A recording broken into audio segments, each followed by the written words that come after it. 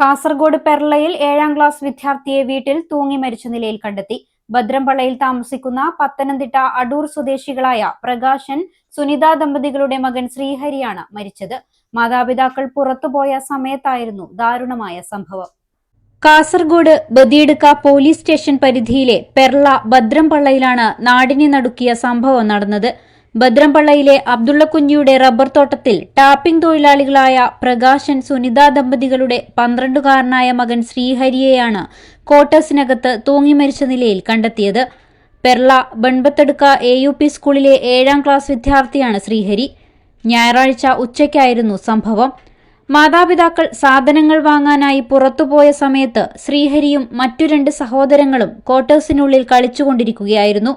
എന്നാൽ മാതാപിതാക്കൾ തിരികെ എത്തിയപ്പോൾ വീട് അകത്തുനിന്നും പൂട്ടിയ നിലയിലായിരുന്നു. ഏറെ നേരം തട്ടി വിളിച്ചിട്ടും വാതിൽ തുറക്കാത്തതിനെ തുടർന്ന് സംശയം തോന്നി വാതിൽ തകർത്ത് അകത്തു കയറിയപ്പോഴാണ് ശ്രീഹരിയെ തൂങ്ങിയ നിലയിൽ കണ്ടെത്തിയത്.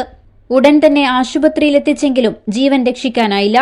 നിലവിൽ മൃതദേഹം കാസർഗോഡ് ജനറൽ ആശുപത്രി മോർച്ചറിയിൽ സൂക്ഷിച്ചിരിക്കുകയാണ്. പത്തനംതിട്ട അടൂർ സ്വദേശികളായ പ്രകാശനും കുടുംബവും വർഷങ്ങളായി ഇവിടെയാണ് താമസം. പ്രീതു, നിഹാരിക എന്നിവരാണ് ശ്രീഹരിയുടെ സഹോദരങ്ങൾ. സംഭവത്തിൽ ബദിയടുക്ക പോലീസ് അന്വേഷണം ആരംഭിച്ചിട്ടുണ്ട്. News 14 live, Kasaragod. 40 വർഷമായി നിങ്ങളുടെ ജീവിതത്തിന്റെ പുതുതാളം. Bindu jewellery. It's a promise of lifetime.